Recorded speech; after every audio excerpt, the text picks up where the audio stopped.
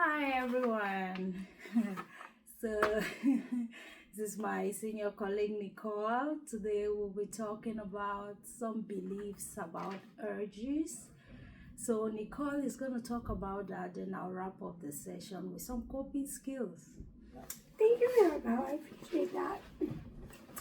So, in speaking of urges, let me say this. I have never had someone come into my office as a therapist and say, last night my friend died of an urge. However, I have had patients come in and say, last night my friend has died because of giving in to an urge. So we're here to educate you a bit about urges and then some coping skills as well.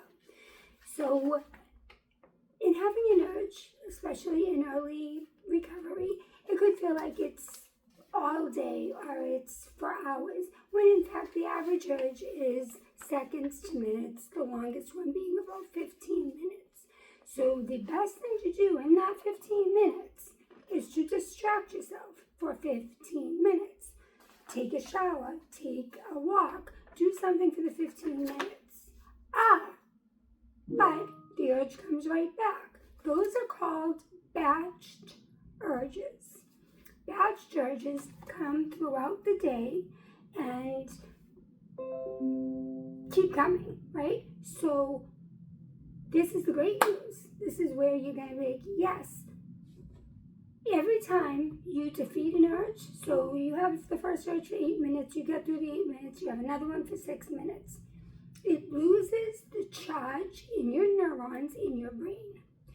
So it does not hold the same type of charge in your brain, and it weakens by the moment.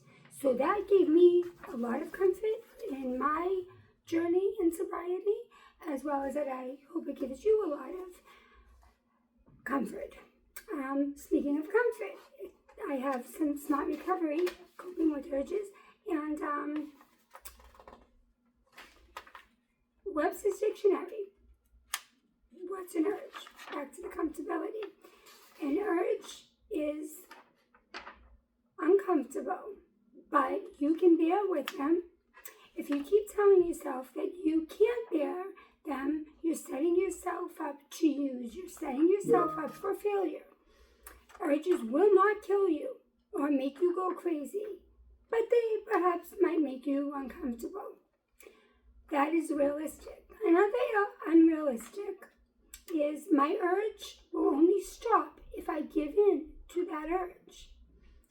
Realistically, urges may only last seconds to minutes. As I previously mentioned, seconds to minutes, and really much last any longer than that.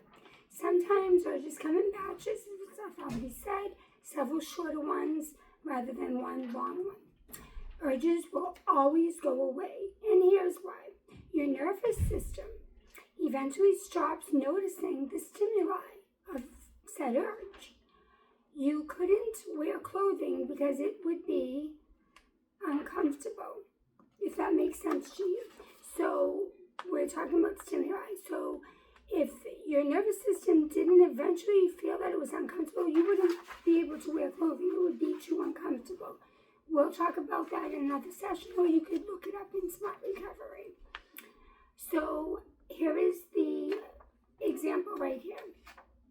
If you fast, you know hunger eventually will fade away if you ever have fasted in life, correct, Maribel? Right. So if you're fasting, eventually the hunger goes away. Same with urges.